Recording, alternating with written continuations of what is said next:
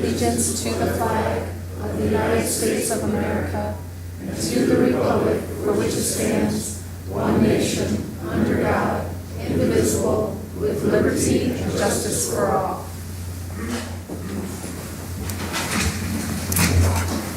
Thank you all so much for coming out tonight. It's wonderful to see all of you. Thank you, yes. So first I'd like to introduce a few people who have been helping me since I got elected. I call them the Citizen Advisory Council, and they let me know of issues that are important to their neighbors in the community as well. So when I call your name, Stan, wave. Bill Anderson, Mike Bell, Joanne France Silas, Julie Heber, Natalie Linville Mass, and not here yet, Kevin Holt, Will Clay, and Sue Pienta also have been helping out. So I really appreciate that you came out tonight and you're getting engaged with your local government. That's what it's really all about, right? I'd also like to thank our staff that are here tonight to answer your questions. And I want to thank especially our city clerk, Samantha Ganji, and the new deputy clerk, Naomi Sanderson, who were a big help in helping me to put this all together and all the nuts and bolts and pieces. So, without further ado, I'm going to introduce our new city manager, Todd Thompson, and I'm going to let him say a few words. All I would just like to say, it's only been, a week and a half, and I'm thrilled to have him, and I've been very impressed with him.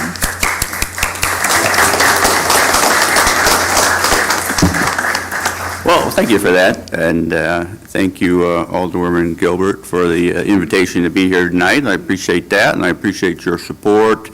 And in the short time I've worked with you, I've found that you're very dedicated and committed to the city and the ward, so that's fantastic. I am a future Ward 3 resident, so looking forward to that as well. As mentioned, I've been here for 8 days, so I'm still getting to know people and getting settled in. But I thought I'd tell you a little bit about myself. I am an Illinois native. I grew up just west of Joliet, and after I graduated, I served in the Navy for several years and came back and went to school at SIU Edwardsville. For the first part of my career, I worked in Missouri. I worked for a number of cities, from smaller cities of about 4,000 to larger cities of about 70,000. About 12 years ago, I had the opportunity to come back to Illinois and work for the city of Galesburg. I was the city manager there prior to coming to Rock Island.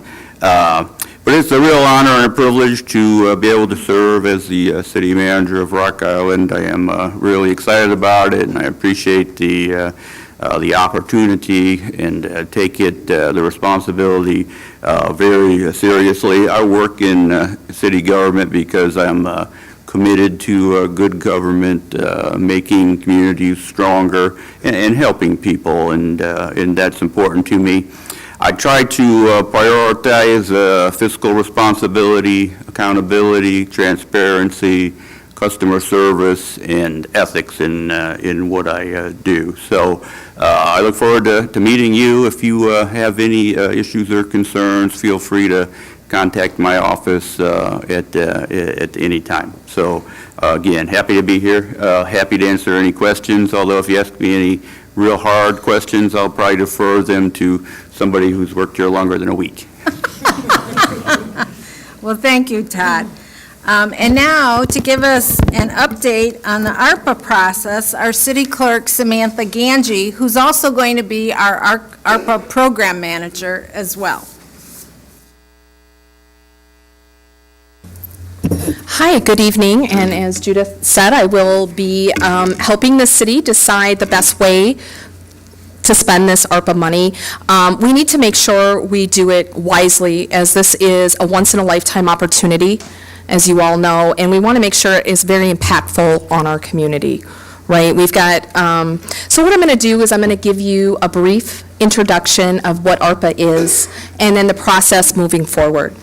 So as you all know, in 2021, ARPA was signed into law. It's a $1.9 trillion federal rescue plan, and it's designed to help communities recover from the COVID pandemic, from the economic impacts, the negative economic impacts that it had on all of our communities throughout the country. So the city's allocation is $26.5 million, and we have until the end of 2024 to spend that money, to obligate that money and spend it by the end of 2026.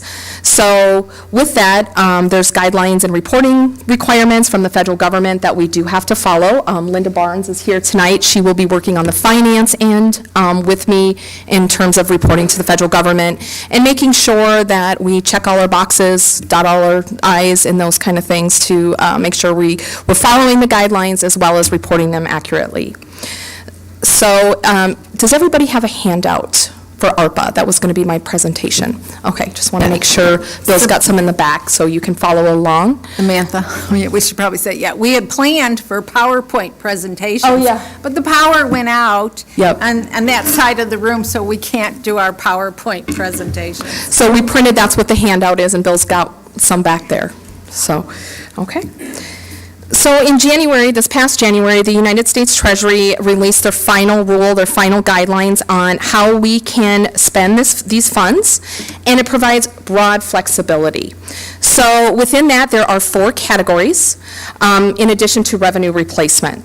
So we have public health funding, so things like testing and vaccinations, violence prevention programs would qualify under that, for an example. Capital improvements to public facilities to make it more safe for citizens to come in contact with services, things of that nature. And then also, of course, the negative economic impacts category. And so that's very broad. That's childcare, housing, we could do infill housing, rehabilitation.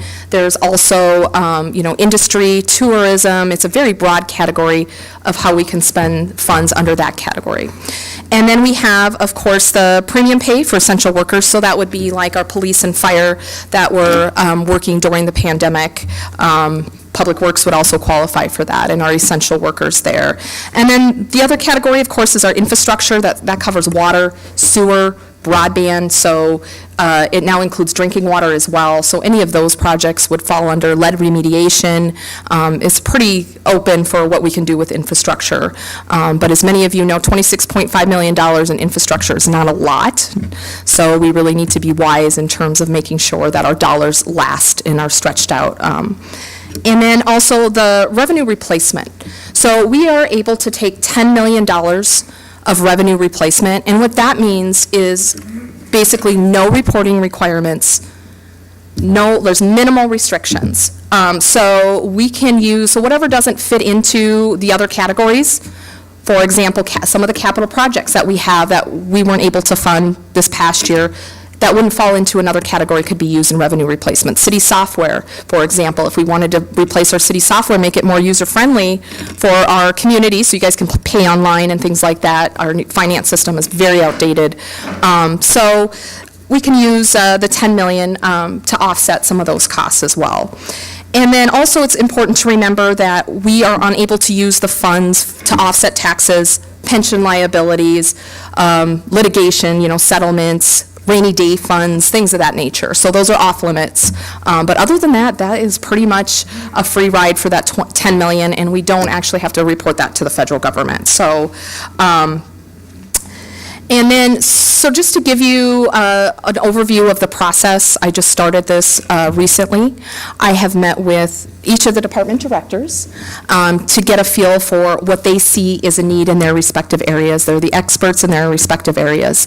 And a lot of those are capital improvement projects that we, again, were unable to fund with our general fund that would be eligible for ARPA. So I was able to meet with that group. I was also able to meet with each individual council member and the mayor to determine kind of where council, each individual feels that the city should invest this money and how we should move forward with the money. So from there, I gave city council homework, and we will be meeting a special meeting on June 15th. And during that meeting, city council will come up with what's called ARPA guiding principles. And what that is 5 or 6 key principles that will help myself as the ARPA manager, our directors, city staff, our public, as well as our stakeholders, the community of Rock Island, in how we should spend these funds. So, it's really important that we get those established right away. And so some of the examples of that are leveraging ARPA funds with grants and private-public partnerships, right? So how can we make this, again, money last and be more impactful? So seeing where there's grant opportunities, we can match this ARPA and leverage that funding. Invest in our local economy. Use eligible ARPA funds before existing city funds. That's one that our Government Financial Office Association recommends. Apply these funds to non-reoccurring funds, right? We don't want to have funds reoccurring in the general fund because we'll be responsible for those once the ARPA is expended. And then to be transparent and clearly communicate with the public and our stakeholders. And then also checks and balances. And it's good to take careful time and consideration. We don't need to just go ahead and allocate this money right now. Again, we need to be very mindful and make sure, our return on investment, monetary and non-monetary are achieved. So how can we be impactful, affect our community, move Rock Island forward with ARPA? And then so the other thing that we need to take into consideration is assessing the need. What's the needs of the community? Because data tells a story, right? And how can it tell our story if we don't know where we are? So we need to make sure we know where we are so we know where we are going and what the future of Rock Island needs. What are the needs of community? And that needs to be the community, and that needs to be objective. So taking all those into consideration as well. And then also the public engagement, the communication. That is key here, to be transparent with all of you. So look for a public survey in July of 2022. In July, we will have a public survey available on our website. We'll make it available at various locations for those that don't have computers or might not know how to navigate a survey online. There'll be paper surveys available. And that survey will be based off of the June 15th meeting with City Council in terms of the guiding principles. And then it won't be the only time we're going to seek public input. We'll seek it throughout the process. There might be town halls and things of that nature throughout this process. But being transparent is really key. And then also having what I call an ARPA dashboard, and that will be available on our website eventually. We do have some information there. Your handout does have the ARPA link to the website, and eventually we'll revamp that and make it look a lot prettier than it is now, but we're not there yet. So any updates and things of that nature I will be posting on the website, and then have an ARPA dashboard. So you all are able to see how that money's being spent, where those dollars are going. So you'll have a say, and you'll also be able to track that. So the transparency there is key. And then once we get the survey results back, we'll meet again with City Council. I will present those results to them, and then we will come up with the overall ARPA plan in terms of how we're going to start spending the money, the guidelines, and things of that nature. So that's where we are with ARPA, and I am willing to take any questions if anybody has any. Yes, sir.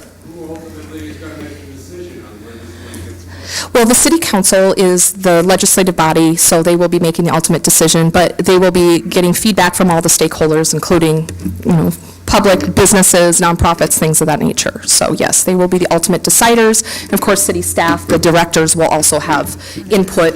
They're the experts in their areas in terms of where the need is. You mentioned $10 million. Yes.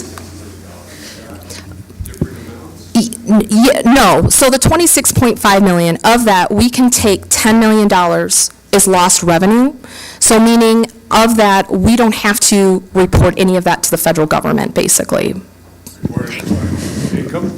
Well, we have to, so it's like a grant, right? So ARPA's like a grant, so we're getting the money, and we have to report to the federal government how we're spending the money, and we have to follow certain guidelines. And so within those guidelines, there's things that are eligible or not eligible, and if we allocate money that's not eligible for a certain category, we're going to have to pay that money back, right? So it's just think of it in terms of a grant. So the $10 million is almost basically, other than like the rainy day fund and the other things that I discussed, we don't have to report them in those categories and show the data and the need. You know, there's no evidence base or outcomes that we have to provide. Yes, sir, over here. Wait. Oh, yes, any spending in the city, yeah, that is the city council. So absolutely. So if you have ideas, you'll be able to provide those in the survey that's sent out. You can also always, you know, let Alderwoman Gilbert know, as you know, she's very active with her constituents. You can always, if you have some ideas, always let her know as well. But yeah, that will be the ultimate decision of the city council.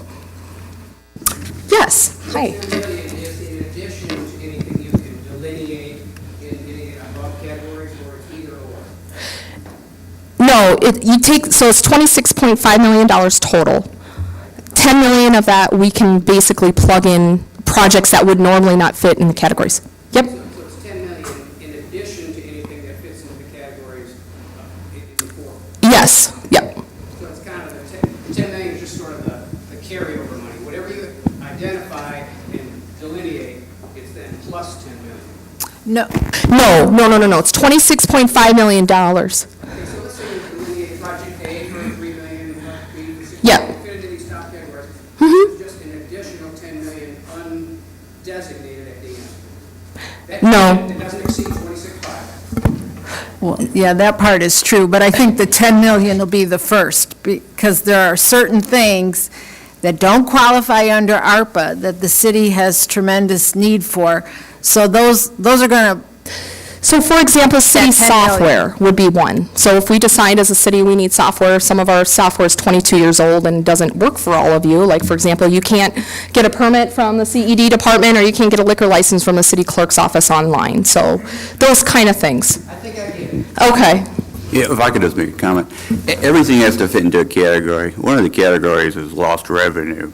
Originally, they had said that you had to prove how much revenue you lost. Now they've kind of given you a $10 million allotment to claim. So, you know, what that does, if you claim that $10 million allotment, it frees up that money to be spent on a wide variety of things.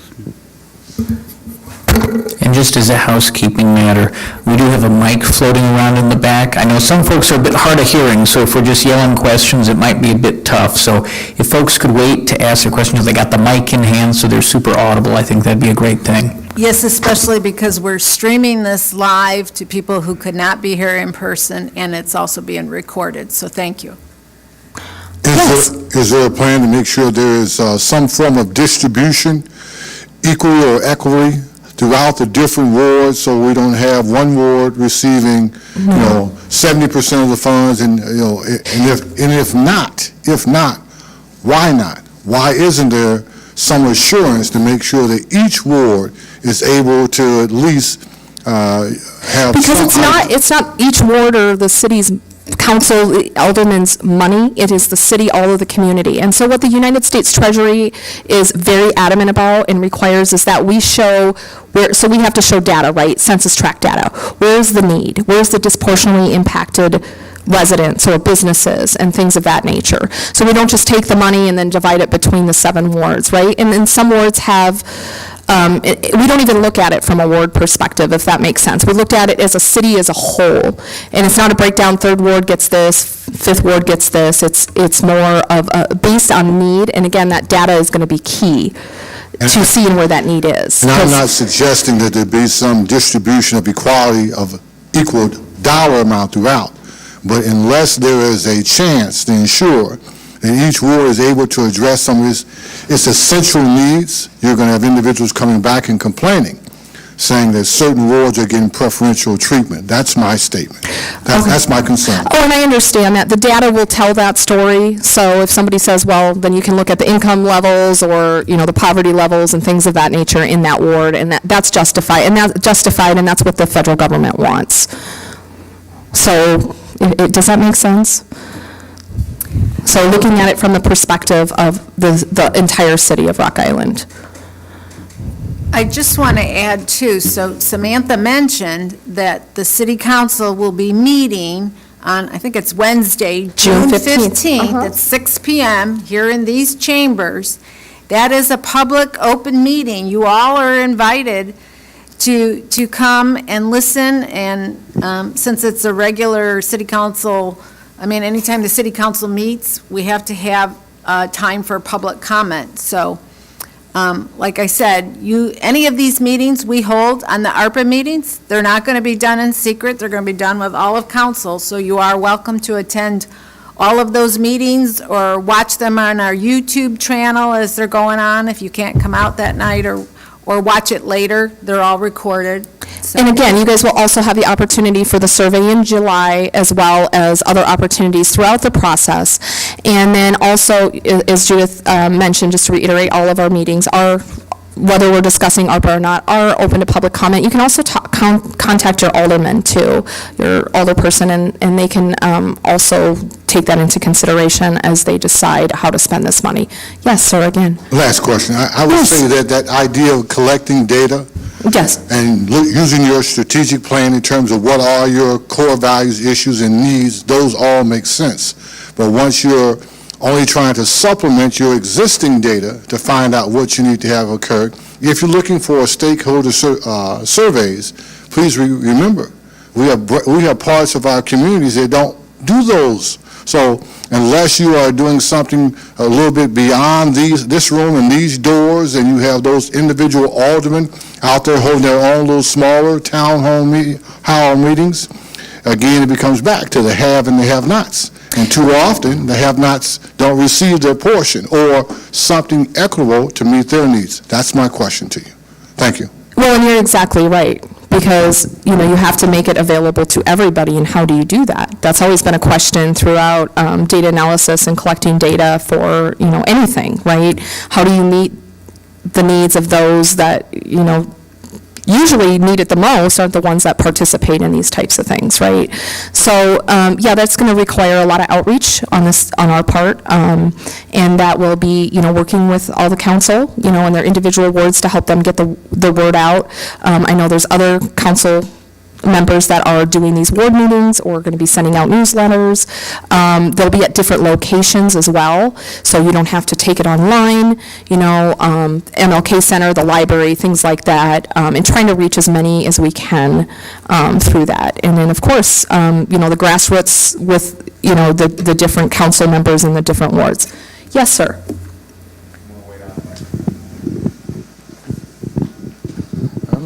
Thank you.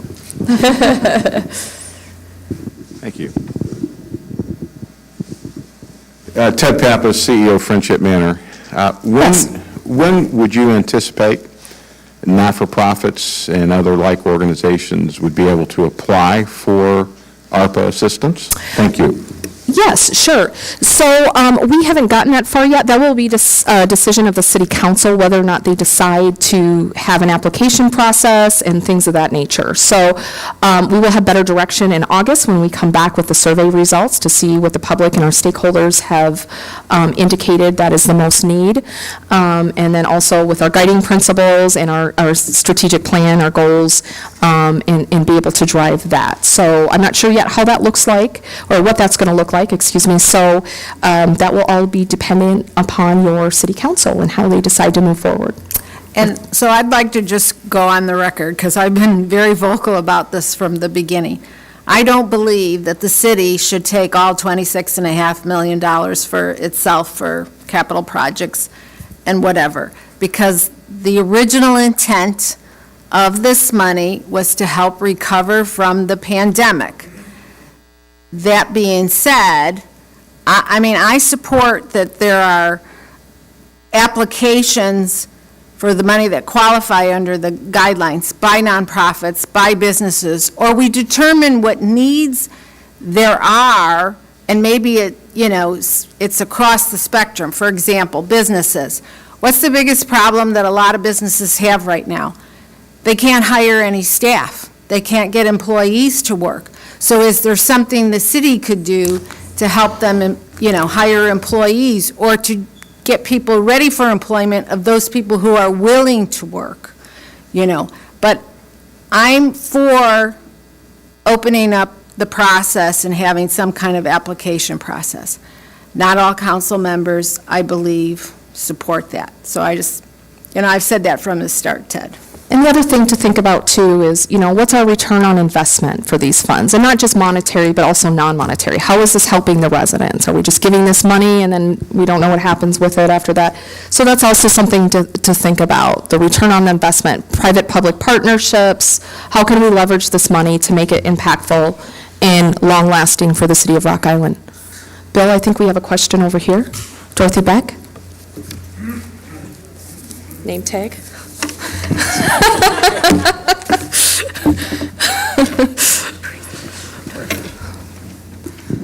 Hi. This is basically just a question. On the leverage ARP funding criteria, one of the three bullet points says, engage with state agencies and county staff to coordinate ARP efforts. I'm wondering if you already have in place a mechanism for coordinating with county. I'm not aware of that at this point. Would that be a brand new thing? I would love to do that. I have reached out, Ryan Berger is the ARPA program, he basically does what I do for the county. Because the Rock Island County Board already allocated their money early on, and I know they've had to rescind some of those things, it's my understanding that that's all be invested just for the county building and some premium pay for some of their workers and things of that nature. I did put that idea out there, so I'm hoping maybe, I'm not sure how Rock Island County feels about that. We've got Moline, and then the smaller communities, East Moline, Silvis, et cetera. So I don't know how that county, but we would love to partner. The other thing is not, if the county's already doing something, we're not going to use ARPA money to do the same thing, right? Making sure we're not doubling our efforts and so I have reached out to them, so I'm hopeful that maybe we can do some partnering on some things, or at least collaborate in some respect. Is there any other questions? I don't see any. Hi, will there be transparent access to the data collected, all the surveys and everything? Absolutely. So anything that I collect or anything related to ARPA will be posted on our website. So what's unique about us in the city of Rock Island, we've waited to start, talking about our ARPA and what we're going to do with it, where other communities have already allocated all of it or a majority of it. So we get to look and see what have the other communities done, right? What's worked, what's not worked, and then also I've done a lot of research on other cities, how they're being transparent with their citizens, and that's definitely one thing. All the public survey data, all of that is all posted on the website, and absolutely, we will have all that information for you as well. Any other questions or comments? Okay, well, thank you so very then we'll much. move on. Thank you, Samantha.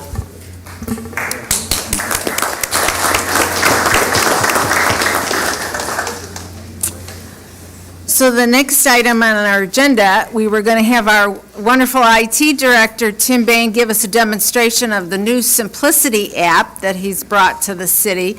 Unfortunately, we don't have working PowerPoint. So I believe everybody's got a handout maybe on what he's going to do in terms of the demonstration. Is that, she made copies of that? Yep. Oh, yeah. So I just want to say, when Tim first brought the Simplicity app to the city and introduced it to us, well, I put it right away on my phone, and what I love about it is it's like straight news and announcements about what's going on in the city, and you can determine like who you want to follow. But what's even better for me, because those of you who kind of follow me online on my website and my blog, so, and normally I'll email you and say, oh, I've got some new articles out there. Well, the Simplicity app, they call it scraping. It scrapes the articles from my blog right into the app, so I don't have to do double duty. So if you get that app on your phone, it'll make my job a lot easier. So Tim, take it away. That's it, I'm done. No. Thank you. Thank you all for being here tonight. My name is Tim Bain, I'm the IT director here at the City of Rock Island, and Judith is right. One of the things that the city usually finds as a problem is how best to communicate with residents and businesses in the City of Rock Island. If you take a look at this slide, this first first page kind of shows an illustration. In the old days, and I know some of you remember the old days, there was the newspaper, right? You'd get this paper every day. It had all kinds of good information about what was going on, who was getting promoted, what was going on downtown. Those of you who still get the paper probably recognize it's physically smaller than it used to be. It doesn't have quite as much content in it as it used to have. And a lot of the information that you used to find in the newspaper is now electronic. And so I'm a little disappointed we don't have electricity tonight, because without electricity, an electronic demo doesn't, it's not very good. But the reality is, while the regular media is very important to the city of Rock Island and to the community as a whole, the simple fact of the matter is there isn't as much government-related information from a local perspective that's being fed into our local newspaper. Even when you watch some of the local TV programs, they focus on sports, weather, and a few local items, but some national news as well. And so we looked at the Simplicity app as a way to kind of try and make it a little more local. On my next page of these presentation, newspaper articles, broadcast media like TV and radio, outdoor media, those are media communications methods that are slowly passing, right? They're slowly going by the wayside. And if you look in this box that's highlighted with yellow, it's the digital media or the new media. Social media, video platforms, websites, mobile apps, ebooks, podcasts, and so forth. One thing I wanted to make sure that everybody's aware of, the Simplicity app is new to the city of Rock Island, and it's not going to be the full answer. It's just another tool that we're looking to bring into the mix. In this box on the right that says current digital sources of information, it kind of covers all of the electronic avenues that the city tries to use now to reach people. Samantha mentioned the website. We have our own YouTube channel that we stream council meetings to and other meetings like this. We do have our Facebook page that most departments post on Facebook. The police department, fire department, they use Twitter a little bit. We also have Instagram. And then a new link is listed here for Simplicity. So the question I usually get is, well, why not just use Facebook? Because it's the most popular and everybody looks at Facebook. And I think the answer is because if you look at this diagram or this illustration I have, it can be difficult to know what position the blocks are in from day to day. Sometimes the news is fake, sometimes the news is fact, but it almost always shows up on Facebook no matter what it is. And so this illustration on the right also kind of points out that there's a fair amount of commenting that goes on Facebook, some of which is productive and some of which is not. And I won't say that Facebook is full of posers, but just because they act like they're from the fire department doesn't necessarily mean they are from the fire department. And so the Simplicity app is a new tool. And just to answer a few questions like, well, why is the city bothering with Simplicity? Well, for one thing, it's free. It didn't cost the city anything, and it doesn't cost the residents anything. It's a free tool that you can download, put on your phone, and to use it doesn't cost a thing right now.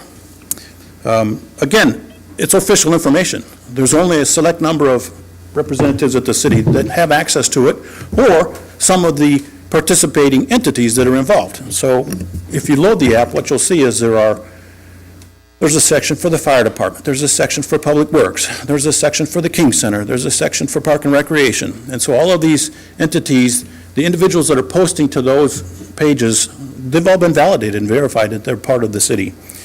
What you'll find is the Simplicity app is a lot less cluttered.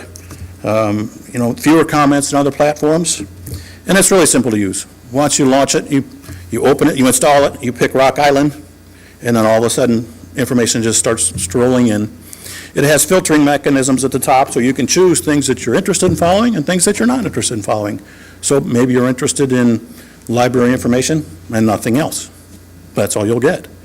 So you've got the ability to choose what you really are interested in following. On top of that, it's mobile. Many, many people now carry some sort of a mobile device. Now, that's not to say that smartphones are the ultimate answer to everything, but I think we have a lot more mobile devices out there than we have ever had in the past. And so it's available to you. It pops up on the phone. Maybe you're following a certain topic. There's an alert that'll pop up on your phone for you and let you know. And all you have to do is tap it and take a look at it. In the future, I think, the tool could be used for some level of interaction with the community. It has the ability to create polls. If you loaded the app today, you might notice that I put just a silly little polling question out there. What color should the lights be on Centennial Bridge for June? Okay?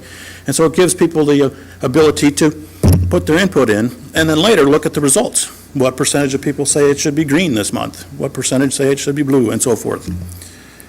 Another thing it does that I really wanted to demonstrate, but it gives you the ability to report a concern.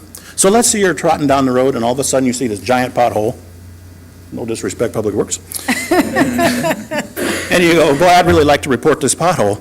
You can take your phone out, go to the Simplicity app, go to Report a Concern, choose Public Works or report some sort of street issue, take a photograph of that pothole, mark yourself on the map, and submit it. And if you include your email address, Public Works will likely follow up with you when that pothole has been addressed. And so it's just a quick and easy way for Public Works and any department of the city to receive information in a real-time way.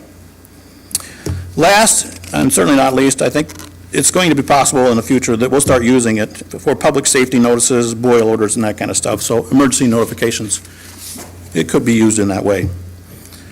Subsequent pages of this document really just show you how to obtain the app, how easy it is to obtain it.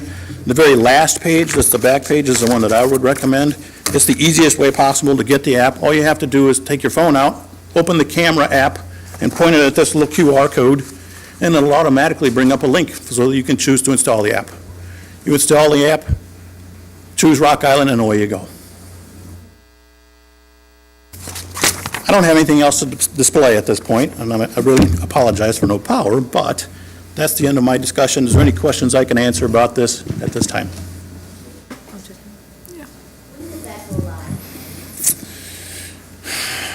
We've sort of been soft live for about 2 months.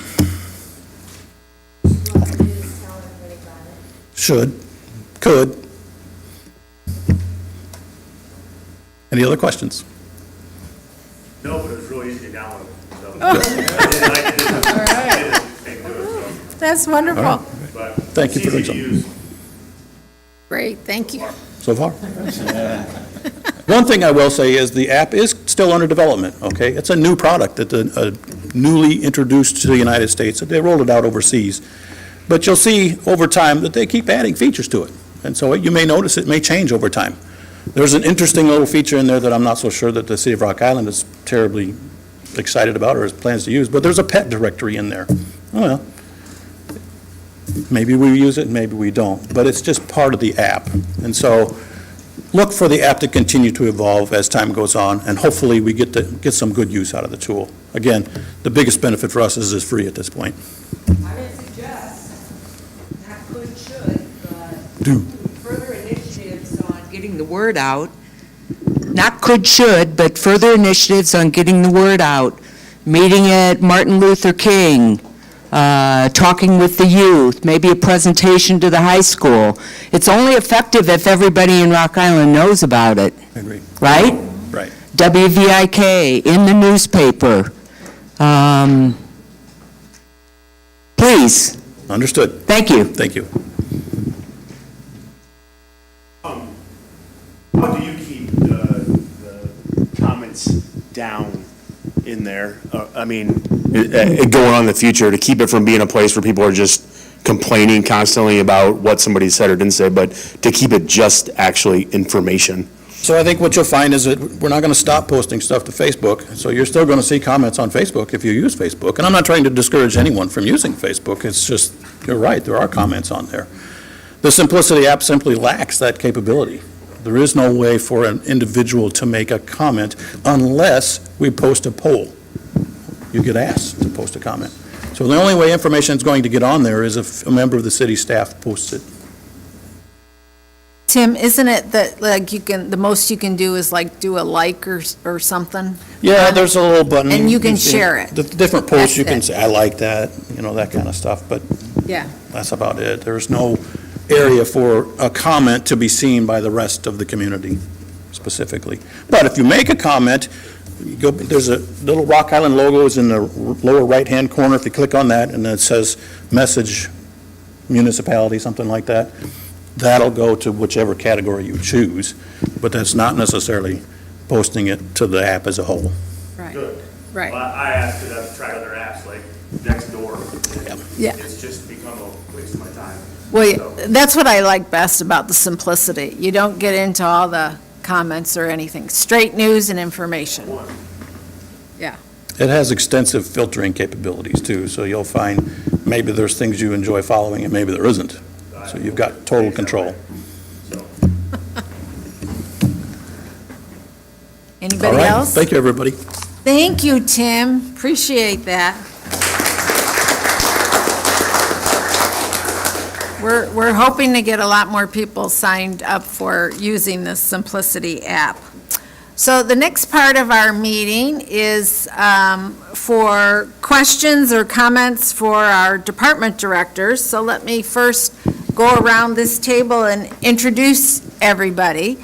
Furthest on my left is Chief Jeff Yerke, who's also our Assistant City Manager. We have Chief Rich Landy of the Police Department. Chief Yerke is Fire Department Chief. Mike Bartels, who's Director of Public Works. I know there's a lot of street questions on here. Dave Morrison heads our legal department for the city. You've already met Samantha and Todd. John Grip runs Parks and Rec. Miles Brainerd is in charge of our Community and Economic Development Department for the city.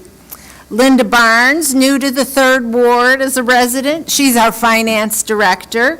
And we have Rob Bogus as our new HR Director. And at the end, Malachi Colway, he's representing the library tonight since Angela Campbell couldn't be here, but Malachi is the Business Operations Manager. So, some of you, we're going to start with those who kind of pre-signed up with questions. You ready with the mic, Bill? Great. Okay, Steve Burke had a question or comment about street repair. Steve? I don't even know what to say. Everyone knows how how about horrible the what you- streets are. Okay. Right. So Mike's going to address that. I mean, couldn't get some of that money be used to fix the streets? Streets are not eligible on ARPA money. Any street repairs would have to fall under our lost revenue. Well, make So it happen. Mike should really talk about the state of the streets in the city and share with you what he's shared with me, so. So it's no secret that our streets are not in the best condition. Comparably to other cities, we are somewhat comparable. I mean, everywhere you go, the streets are in bad shape. We don't have the funding that's needed. We did a study back several years ago and did a analysis of the entire street conditions, and it was suggested at the time that we need about $20 million invested in our streets every year just to maintain our current condition. And so, obviously, we only have about $2.5 million in funding for our streets every year. We used to receive gaming revenue for some street maintenance. We used to get almost $1 million a year for gaming revenue. That has since been removed from our budget for Public Works. And so that is being paid for some debt currently. Most of the funding that we receive are through the local gas tax here in the city of Rock Island. And that has also decreased due to the current economy and people going across the river to fuel their tanks, because obviously gas is cheaper over there. We get set motor fuel tax from the state. We receive about $1.5 million in motor fuel tax. We are getting some funding through a Rebuild Illinois bond, but that's temporary in nature, and that takes over the rest of that $2.5 million. That is given to us in allotments over I think it came in 2019 and it ends here in 2023, I believe was our last installment. And those funds are already been dedicated towards our capital improvement plan to fund street maintenance. Now, it doesn't necessarily mean that they're all in Ward 3, but we do have a project next year in Ward 3 that is 22nd Street and 35th Avenue. That'll be a water main replacement and reconstruction of that entire street. So that is one project that we have. We also have some brick street repair planned for 12th Street in the neighborhood of Friendship Manor this year. So, Put that in perspective, how many miles do you maintain and how many are paved versus unpaved? I don't have that information off the top of my head. We have several hundred miles of streets that we have in the city. A lot of our alleys are unpaved. We have a maintenance plan for our gravel alleys. Years ago, we started putting down a product called Reclamite to spray those and give them a asphalt surface, just to kind of get them by and not have to grade those annually. But that product eventually wears off in between 8 to 10 years. But, yeah, we maintain about 200 miles of streets a year. Yes, sir. Does this budget you're talking about for the streets, does this also include sidewalks? It could include sidewalks, so we have a free sidewalk program. We used to have a 50-50 program. We did not have much participation in that, meaning the resident pays for 50% of the sidewalk replacement. We had very little participation in that at the time. And so the council at the time decided, let's do a free sidewalk replacement program. We had a huge influx in the request, and so now we have a waiting list. I think we're doing about 25 locations this year. We are behind, or there's a waiting list to get those completed. It'll probably take almost 2 years for the current request that we have on hand. So The waiting list is based off of what's the income? we budget about $75,000 a year towards sidewalks. I guess I asked it wrong. How do you get on the waiting list? So if you call Public Works at 732-2200, and I can give you my card here at the end as well, but you can call me at myself, but the office assistant will take your information, we'll put it on a list, we'll send a technical person out to inspect it, make sure it meets the criteria for replacement. And if it does, we'll add you to that list, and you'll be notified that it, and what we're looking at is any cracks in the pavement, separation of either horizontally or vertically of 1 inch or greater is generally what meets the criteria. If there's no sidewalk, like a gap in the sidewalk, you got sidewalk here, but nothing in between, that would obviously qualify as well. And we honestly want to prioritize those areas. We just did a location west of 11th Street down by, on 25th Avenue, right by a crosswalk to the school. And we just completed that this spring, and it was a gap for kids to walk to and from school. And now they have that one side to walk safely, so. But if you call and get on that list, we'll try to get to them, and it usually works out on average about 25 locations a year. And I think we have around 60 locations currently on the list. I have a question. On 11th Street, I live on 20th and 11th. On that street, there's risings or whatever you call it. Every time a semi goes past my house, I just might as well get up and shake with the house. It is horrible. I have to ask about it. There's nothing done. I don't even have a curb. You know how the curbs come up and cars have to, ease up on them? You can just drive up on mine because that's just how flat it is. So are they going to do anything about how it's risen up in the middle of the street? And it's probably from, I want to say 18th and a half Avenue to about 21st. And I've talked to Van Landigan about it. I've also talked to him about Public Works on how they have, when it's snow, they come through and they push that snow all the way up, and I have railroad ties. They push the snow all the way up to the railroad ties. Thank God that you don't have a sidewalk maintenance, because I wouldn't pay for it, and I would not be fined for it because it's ridiculous. They put the snow all the way up to the stop signs.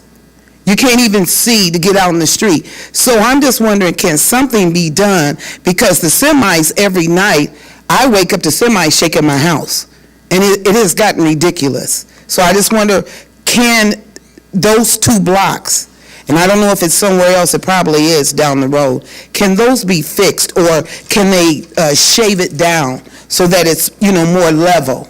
Can that possibly be done, or do I need to get on a list? No, so there's no list for that. Unfortunately,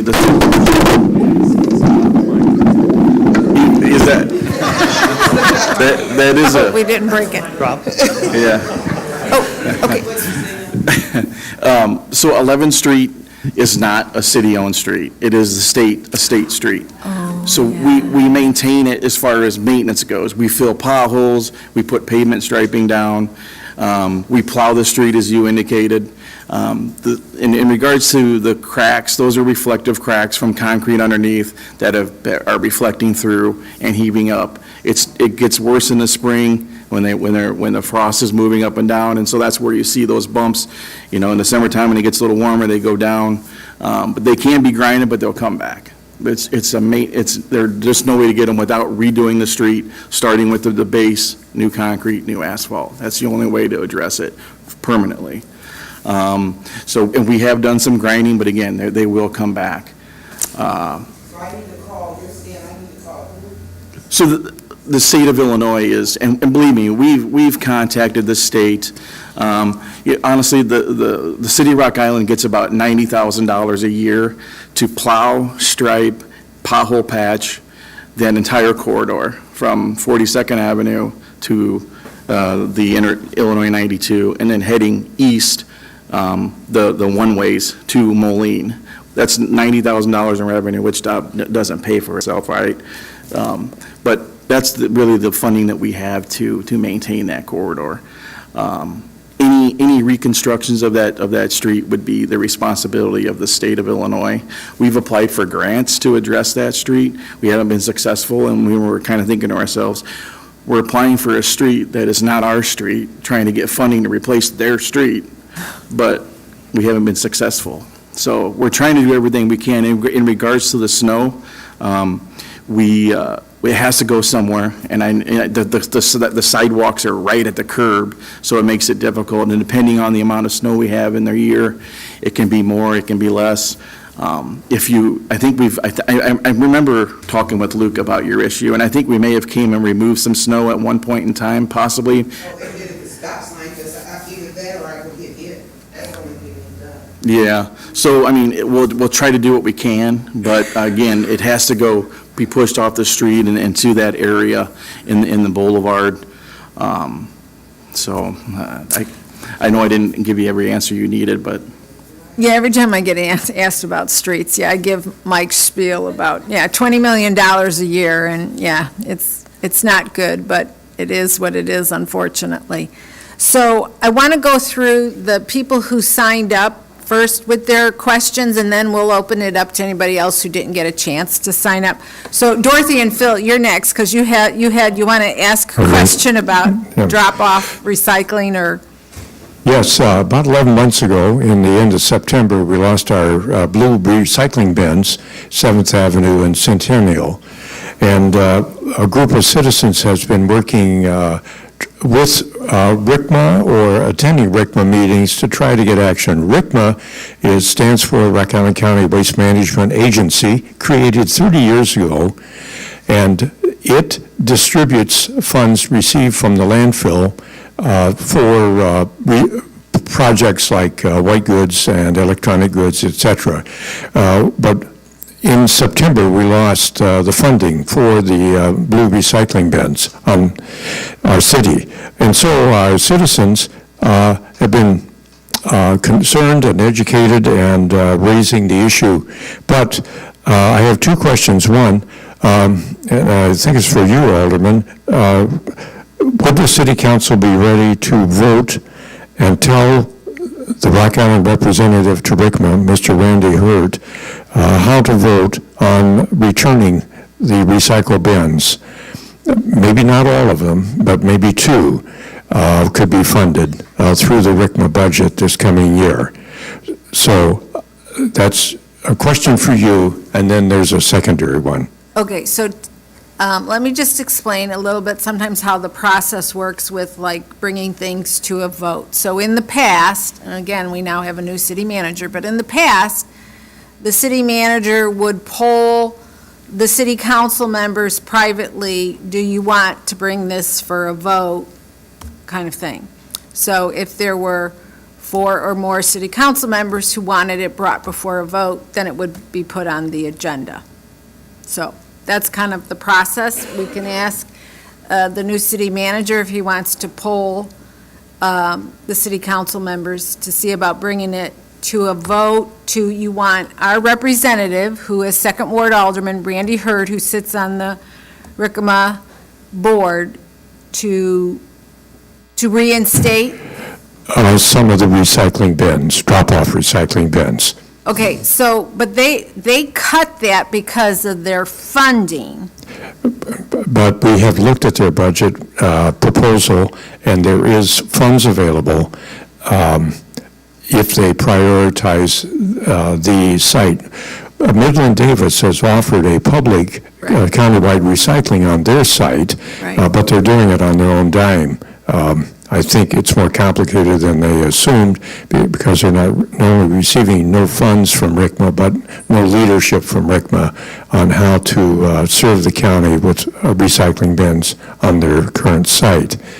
So I guess I needed to ask. Do you want to announce about your, bring back the bins group that's having their meeting coming up in June? I would certainly do that. In case anybody else wants to. On Saturday, the 4th of June at 9:30 at St. John's Lutheran here in Rock Island on 6th and 7th Avenue on the Moline border, the Bring Back the Bins group is meeting to look at the RICMA budget and come up with a proposal to bring back at least 2 bin sites, which is within the capability of the budget which they are offering. And when you say 2 bin sites, you mean in 2 different city locations, right? Yes, if we can get another private vendor like Midland Davis to do another site, then we'd have it secured, supervised, and available for all the county residents that need to have recycling other than curbside. Okay. Okay. So next on the list, Julie Heber, you have either a comment or a question about the new courthouse?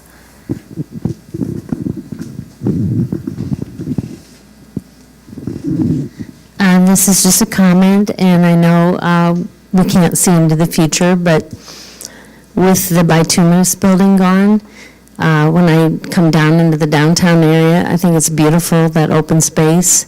We can see, the buildings, and it has bothered me from the beginning about this new courthouse going on that spot. And now a few meetings ago, now we're going to tear down the parking building. And had we, I don't know, it seemed like that went through really fast, and there wasn't a lot of transparency with that, but, we could have used the city's land to build that courthouse. They need parking in that area more than we need it here. All the restaurants, the businesses are more towards that end of town, Circa restaurants, the district, things are more on that side. It seems like this side of downtown is more government. And to see that courthouse going to go right smack dab in the middle of downtown Rock Island bothers me so much, but I know it's passed. And Yeah, and it's not under our jurisdiction, unfortunately. I know. Yeah. But it just seems like there was, the developer won, or they're the ones who made out on that deal for the land and for the building. And it just, to see that open space down there, I just think it's beautiful right now. And that's all I had to say. Well, I just want to respond to the comment you made about the parking garage. So we've been discussing the parking garage, Mike, for how long? It's been a while. The initial structural analysis was done in 2019. Yeah. There was a presentation done in 2020, and again in 2022. Right. Just last month, I think in April. And then there was some recommendations to demolish the parking garage due to the cost to rehabilitate the garage. Since I'm talking, and the cost was about $5.2 million to invest into the structure, and you would get a useful life from that investment of about 15 to 20 years. So the structural condition of it is fair to poor condition. It has a lot of safety issues with it currently. There's a lesser repair that could be done, but to fully rehabilitate it would be about $5.2 million. To demolish the garage and put in a surface lot, again, would add to what you're saying of an open space. We have a lot of population in the garage that, we have a lot of maintenance issues in that garage. There's some security issues in that garage. So there's a feeling of unsafe in the garage. We've had some representatives from Holiday Inn with concerns about their people coming in and staying at the hotel, and they don't want to park in the parking garage just because of the lighting. It's dark, and there is a homeless population that's in. I'm all for the garage coming down. Oh, I didn't, I okay. just want to make sure you knew that. It's just Oh, like. I didn't know it's- that. No, I am for that. I'm glad. It's just too bad that those two spots aren't reversed, so we have more of an open I town apologize. area in the middle of our downtown.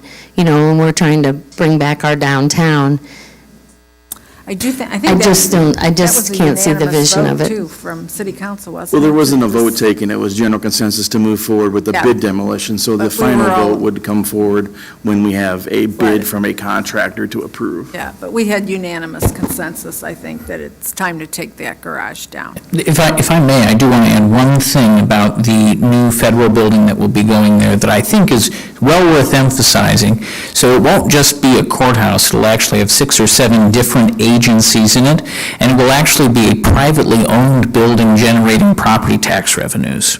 So it will not be a government-owned building. It will instead be run through an LLC. So all of those agencies will actually be putting money into the community through tax revenue, which is kind of a new model that's being used for a lot of facilities like that. It'll also bring a lot of office workers downtown who can be patrons of downtown businesses, and goodness knows we need some more of those. The CED department and at times Public Works have also had conversations with the team that is running that project to construct that building, so that we can keep abreast of exactly where they are in the process. Parking is something that we've spoken with them extensively about for probably a year plus, and they've talked about the fact that they don't need as much parking as you might think. In fact, some of those agencies are prohibited from entering into agreements to lease a certain number of parking spaces in a city-owned lot or things of that sort. The only parking that they're required to provide is the on-site secure parking for judges and certain other specific high-ranking judicial figures that will be working in that facility. Again, that's kind of a push for a lot of these facilities now to reduce the amount of parking requirement they have or completely eliminate that, which is overall a good thing because we probably have, a lot of places, you probably have been to places, both here and elsewhere, which have probably an excess of parking, and that parking is not generating the same sort of property tax revenue that a building in its place would. So just a couple of things to think about when we are evaluating the impact of that project. Okay, moving on. John Turnbull, do you have another question about streets, or did you get your street question answered? Wait for the mic, please, so we can hear you. Thanks, John. I live on 22nd Street, and I guess I'd kind of like to know more what that project's going to be.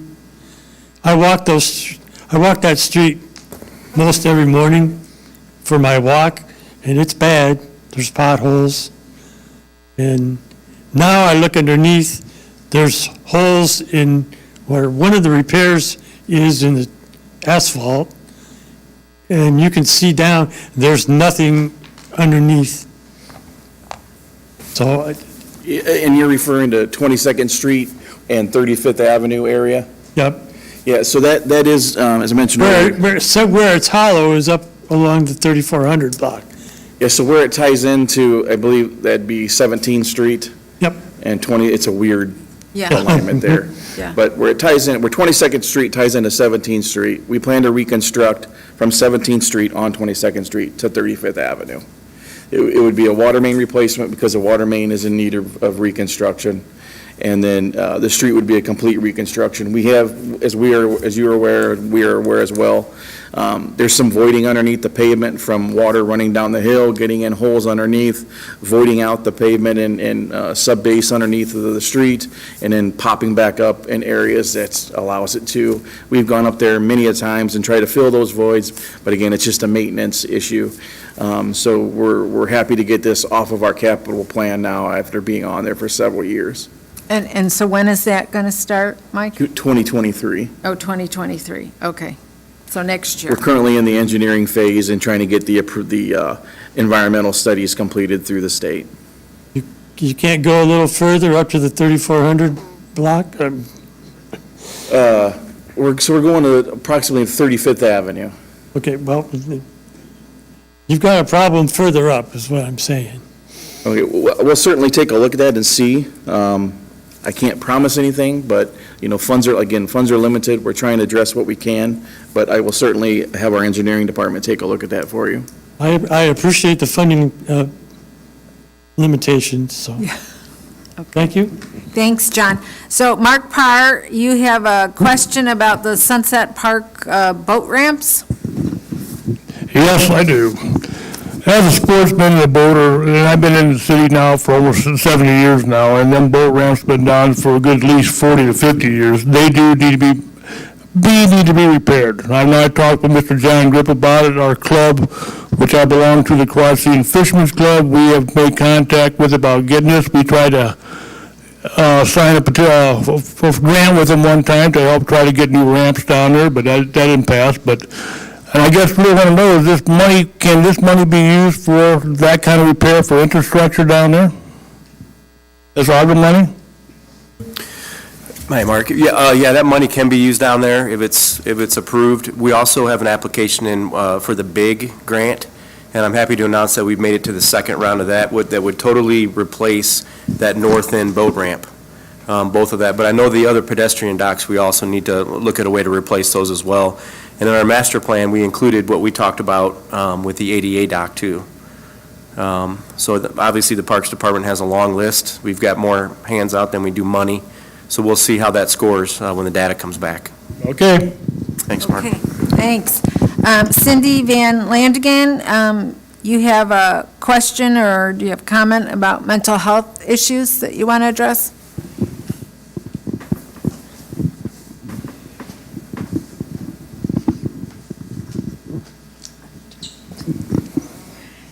I just wanted to address the issue of some individuals in Rock Island recently that have had mental health crisis and the frustration with trying to get someone who obviously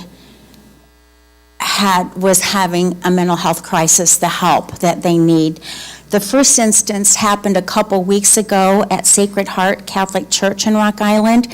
The church has a very large African group that's members of the parish, and there was an Ethiopian gentleman who showed up wanting to talk to Father Luke, who was not there. And to try and condense things, he sat in front of the statue of Jesus at Sacred Heart for 8 hours. He had a Bible, he had his rosary, he took his shoes off. My husband went down and took him a McDonald's, and then I went with him a second time so we could take him some water and just check to make sure. He was just sitting there with his feet straight out in front of him, just like staring, like almost catatonic sort of state. So some of his friends were there, and they had said that they were checking on him, and they had said that he had said he didn't want to live anymore.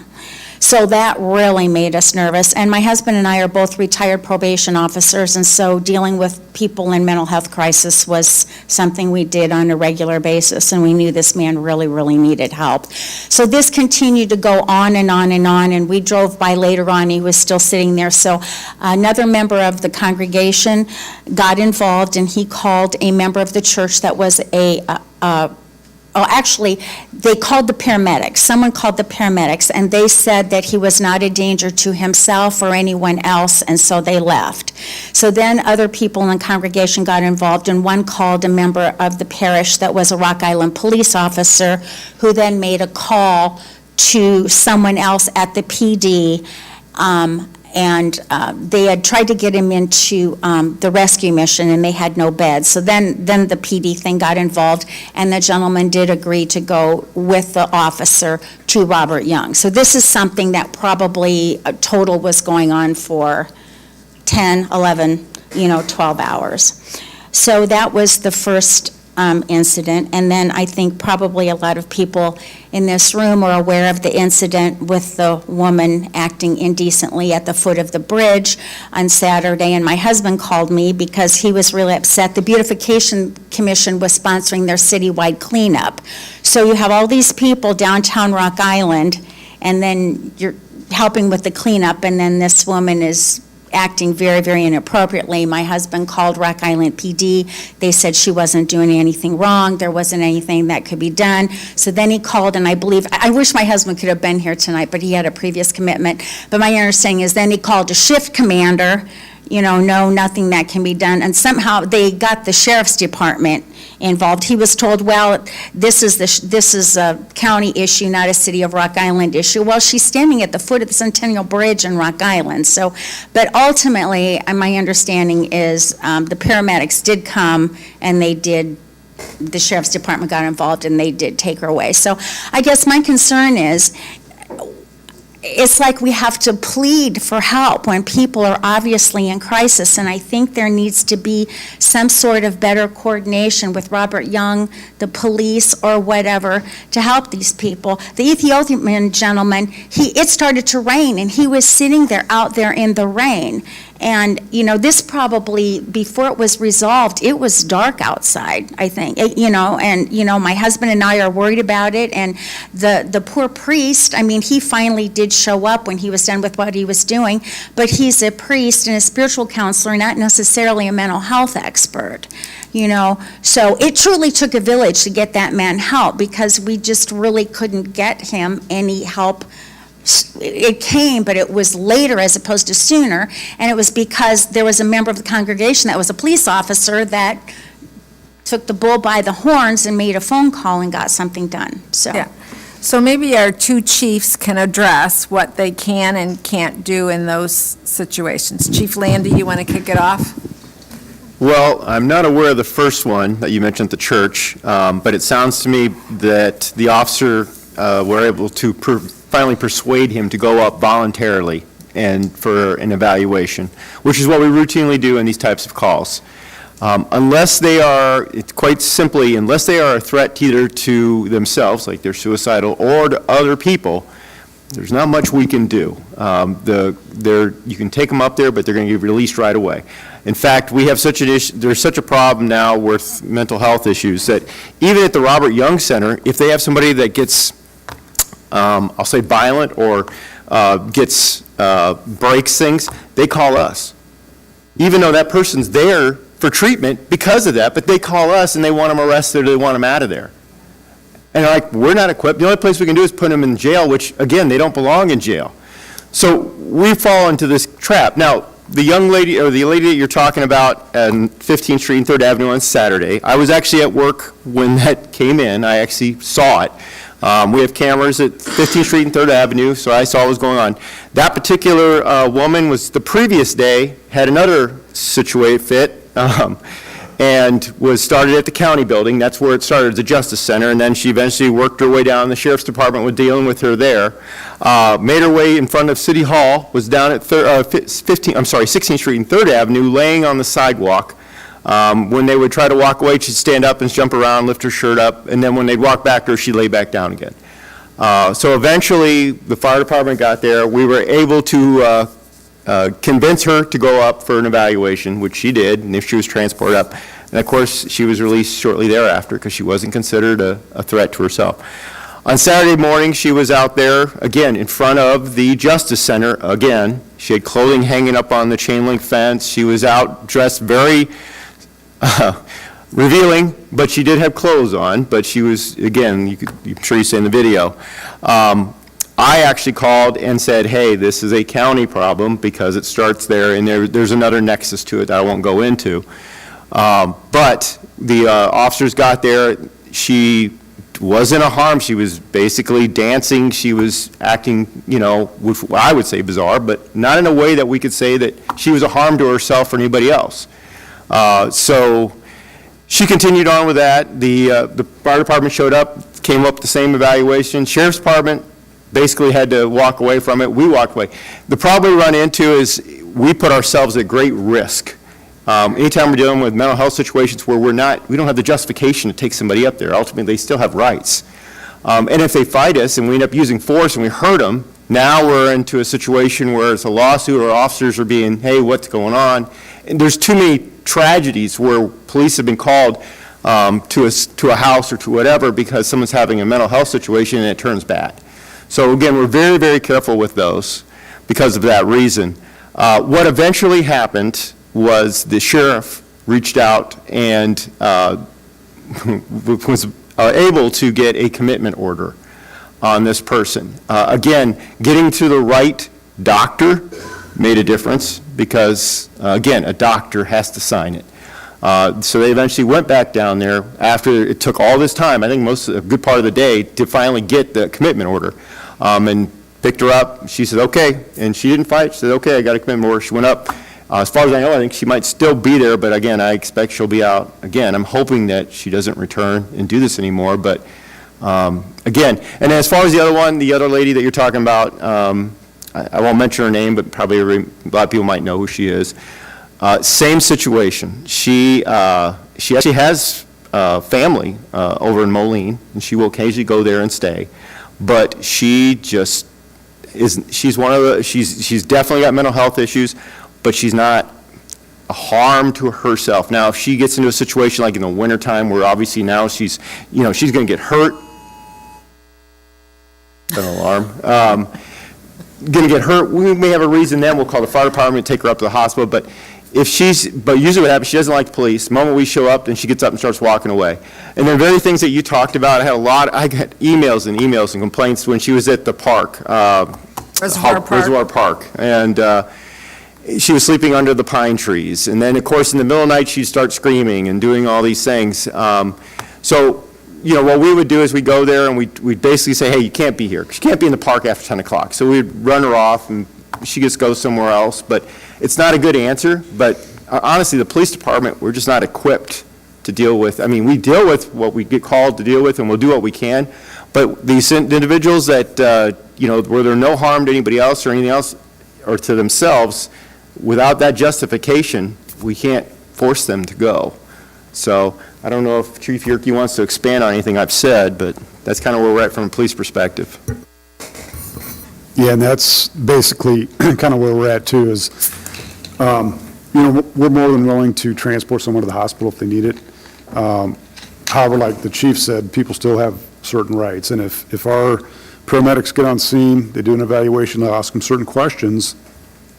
And if they can answer those questions appropriately, they're orientated, and they refuse to go to the hospital, we cannot force them to go. So, it is a challenge, and, Chief Landy and I have been here for a long time. We've always had typically, what we call our regular patients that we deal with, but it's sometimes our hands are tied. We can't force somebody to go that is of sound mind, that can answer certain questions, and just does not want to go, so. Okay, next we have Deborah Jones, who has maybe a question about summer youth programming. Oh, over there. Hello.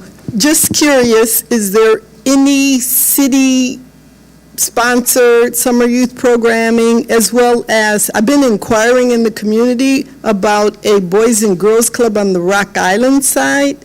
I've seen like after-school program, PALS, and some other things, but can anybody inform me?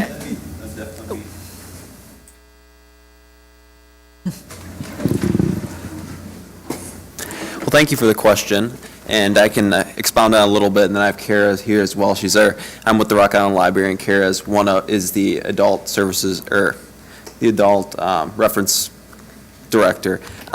So we do have a summer kickoff down at the Botanical Center on June 1st. that is from 6 to 8:30, that is completely free, and that kind of kicks off all of our summer programming at the library. We have 118 different events or programs that we're doing throughout the summer for the library. So that is anything from children's programming to adults. So we have a lot of different programs we're going to be doing. We brought in some different pamphlets that are in the back that kind of outline some of those programs. If you want any more information, you can always call one of the library branches. Also on those pamphlets, we have our website as well. Is there anything you would want to add, Kara? Well, it all sounds awesome. Thank you for having something to offer. I guess the other part of the question is target audiences. I mean, I know I come to the public library, and I did pick up the summer club, but just for some kids, I bet you there's probably more kids on the west end of Rock Island that don't get downtown to the public library than there are just young people in general. So how do we target certain groups and certain age groups? John, can you address that? Sure. So we do a lot of work with the Martin Luther King Junior Center. Jerry Jones is the director. I don't see Jerry here tonight. He's out sick. He's out sick. They do offer a number of programming opportunities. We also have our First Tee program that we partner with, where we take kids from areas all over Rock Island out to our golf courses to learn the 9 core values as part of that. And then our Parks Department also offers a lot of summer programming, and we do have a sliding scale based on income, so it's very affordable for everyone who needs those services. And then if you can call the Parks Department at 732-PARK, and we'd be happy to walk you through all the options that we have. Otherwise, it's all out on the website as well. Right, I go to the, I call it the Y, but the Parks program. The right But back. I noticed, is there a Boys and Girls Club on the Rock Island side? I see them all over. So, Rock Island side. yeah, no, so Moline, the Boys and Girls Club, the Mississippi Valley Boys and Girls Club is based in Moline on this side of the river. There is no club in Rock Island at this time. And years ago, I remember I was in another community, and I had asked them, because my sister used to be the finance director for the Boys and Girls Club, what would it take to get a club in your community? And so there's a lot to it. It's not quite as easy as one thinks, but. Well, sometimes they can be housed in the public schools. I've seen Boys and Girls Clubs in some of the most unusual kind of locations.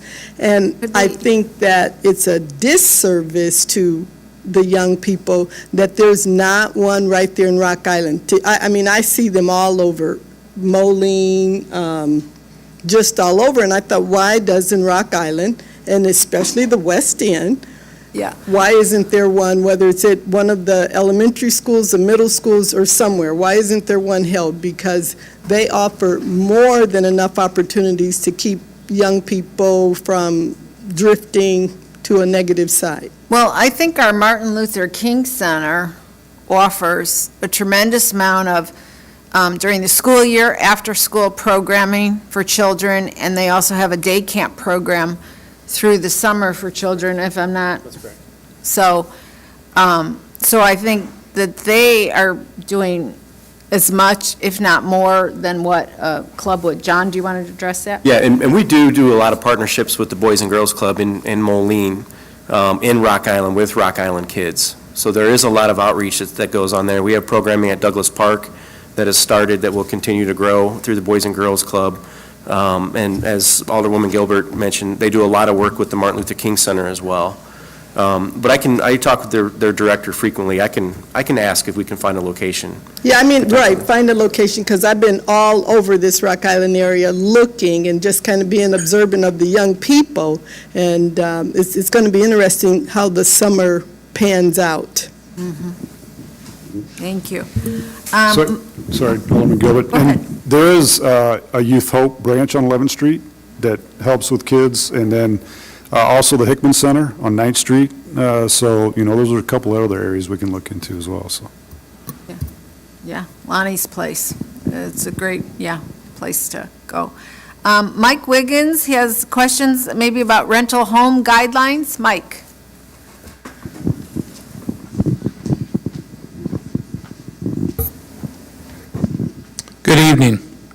My wife and I bought our property that we live at in 1975. So we've seen a lot of people come and go in our neighborhood, and when you see that, you're always hoping that the next person that comes in and buys the homes by you takes the pride in their property, and they want to keep it up and be good neighbors along with keeping their properties up. But unfortunately, what I've been witnessing the last few years is LLCs and other entities that have been buying properties and renting these out. What unfortunately in my neighborhood right now is going on is over the last few renters, we've seen people that aren't your law-abiding types moving into these entities, and also taking the property to lower levels than you've seen. My question to you is, does the city of Rock Island have in place guidelines or programs, regulations of any type for these type of situations to where it protects our rights as the citizens around these now rental properties to maintain our safety, to maintain our property values, because we are the ones that are invested in keeping them up? Do we have something that protects us? And I do get a lot of complaints about the increase in rental properties. So our CED department, Miles, can address this topic. So the first thing I would say, hi everybody, is if you have concerns about property maintenance issues, please contact our inspections division so that they can investigate those. We do have a property maintenance code, but like I tell everybody about a whole range of issues, if you don't let anybody know to go look at it, we can't follow up and make sure that code's being followed. So that's number one. Number two, we do have a rental registration program, so landlords are supposed to register all of their rentals with the city so that they can be inspected and made sure that the interiors are up to a base level of code. I always remind people we're looking for minimum compliance, though. We can't hold people to have, anything above that code minimum. It may not be the nicest house, but it will be a safe house that should not pose any sort of threat or devaluation in the sense that it's unsafe. That doesn't mean that every landlord's an honest landlord. There's a lot of unregistered rentals in the property, or in the city. And again, if you suspect that you might have a problem rental, the chances that it's an unregistered rental are pretty high. We too are struggling with the issue of a growing number of LLCs coming in, often from out of state or far away in some way, buying up large amounts of property. This has gotten worse since the 2008 recession, and it has made that increasing volume of rental properties is hard for us to keep an eye on, frankly. The main thing I would say is, while we can't stop those properties from being bought up and turned into rentals, if neighbors work with city staff to identify problem properties, report them, we can work together to try and get them up to that base standard of maintenance. So and all these complaints go to who and where? So I don't have the inspections number, but I can give you my card. And I can also share some information with Alderwoman Gilbert, and she can send it out to folks in her ward and get kind of word out about this, because what she said, 2910.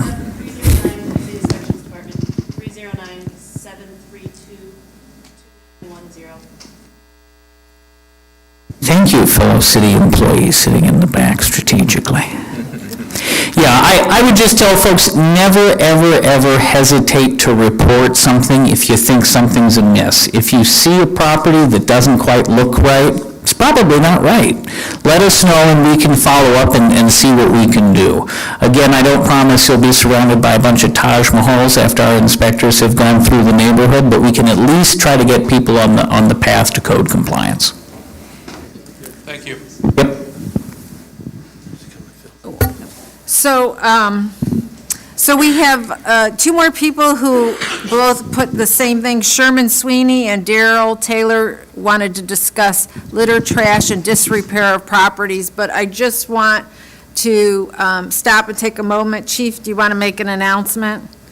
Yeah, just so everyone's aware, we do have some severe weather heading our way. We've got some tornado warnings to the west of us, and it looks like there's a line of storms heading our way from the Galesburg area.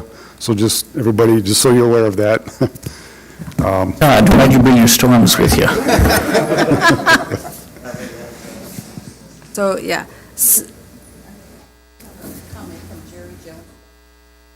Oh, well, yes, sure. So, just following up about the summer programs, I am on the King Center Board of Directors.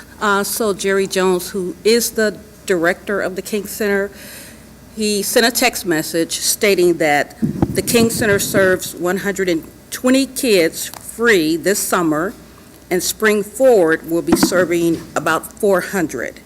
The King Center explored boys and girls in Rock Island, but the King Center and Youth Hope serves over 100 youth and after-school programs.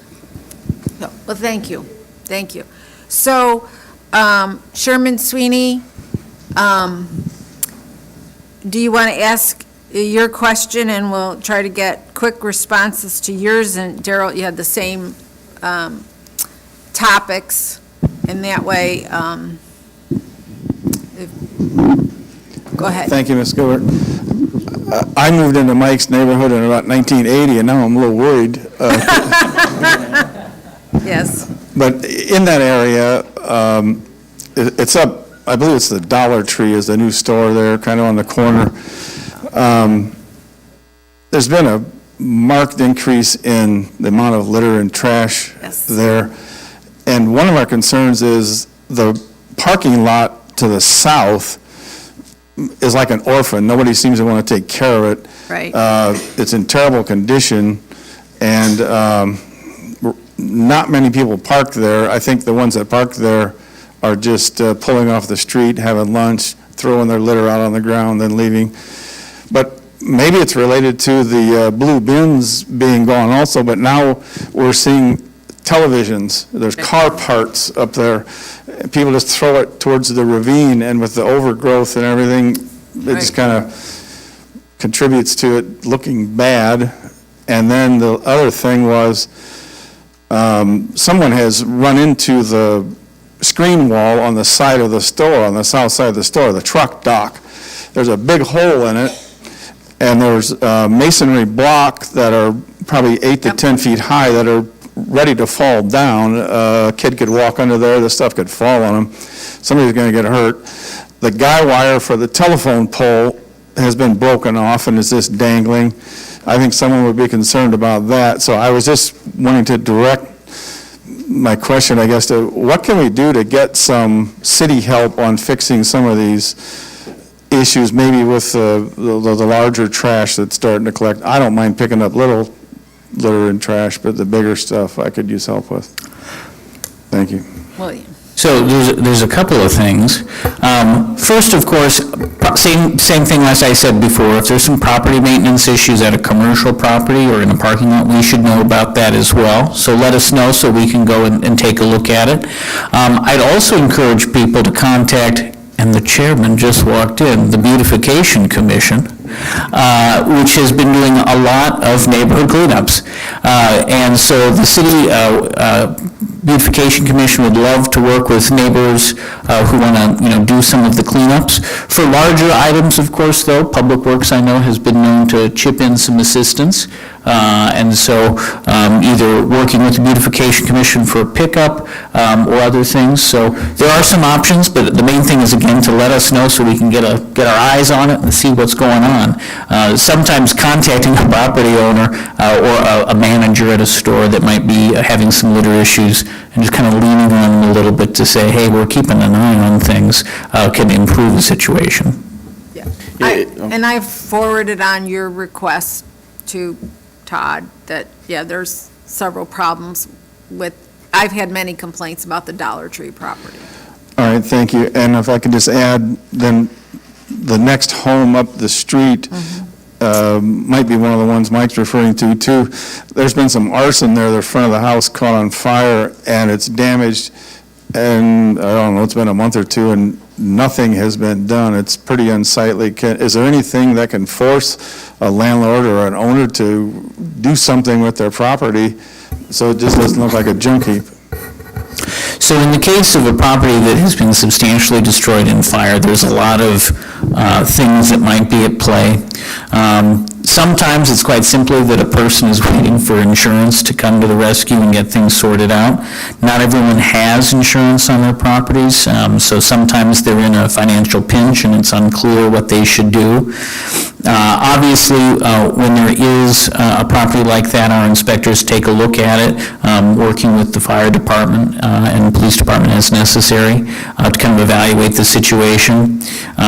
What we always want to do is to try to help someone figure out a way forward that doesn't involve us putting a big lien on their property and leaving them worse off than they were before, demoing it for them and incurring an upfront cost to taxpayers generally, but then also burdening a person who might be in a really difficult spot.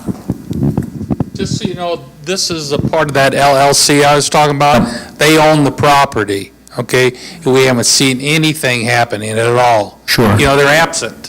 And there's no way for us to get a hold of it. They're like a ghost out there. You don't have any way to contact them, to voice your concerns as neighbors, and that's why I was wondering if we had any strict guidelines to make these people fall under these guidelines so that it protects all of us in the city. For that specific property, if you want to check with me at the end of this and give me the address, I can follow up and see kind of where in our process it is. Lots of different properties are at different stages of different enforcement processes, so I can't say for sure what's going on in that particular instance, but I can follow up on it.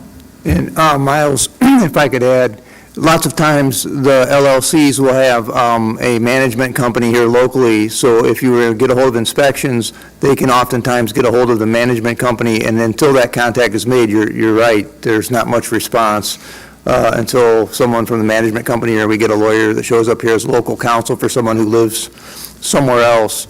But that is, for an LLC, they do have a registered agent with the state of Illinois. You can have those persons served, and they generally then, what happens is either their lawyer shows up at a municipal code enforcement, or their registered agent contacts their property management company. That's not uncommon, I guess I would say. Dave speaks almost as though we do this all the time, don't we? Only 2 Fridays a month. Daryl Taylor, you had, okay. Just a blight inspection, I would think would drive these individuals to have to prepare and do something. The landscaping there is horrible as well. I'm totally horrible around that Dollar Tree. Oh, yes, I know. I have made, I don't know, since I was elected, in 1 year, I don't know how many referrals I've passed on to CED, Public Works Department, about the issues there.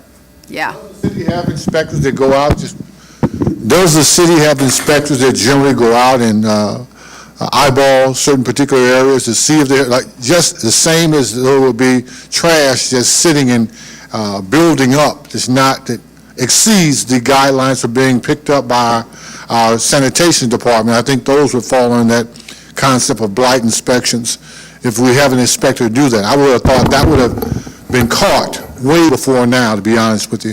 So there are, at present, 2 property maintenance inspectors for the entire city, and the city on a map is basically broken into 2 sections that they will go and they will, monitor. Obviously, it's a lot of ground to cover, though, and so if you think about, going down every alleyway, looking for every problem, taking the time to appropriately document it, write it up, so that our legal team can assist us if necessary with enforcement efforts. It's a lot for those 2 people to do, especially also because they're responsible for rental inspections. So they've got their hands full. I wish I had more inspectors so that I could have more eyes on the street. Again, that's why I would emphasize the importance of, residents helping us out by pointing us in the direction of the worst stuff. If you can report things to us so that we can go out and find those things, it helps. I've only got those 2 folks, but all of you are out there too. So if you see something that doesn't seem right, again, let us know so we can go and try to get it addressed more quickly. Chief, do you want to give us an update on the weather? Do we need to? Closer. Okay, The Muscatine right now. okay, so,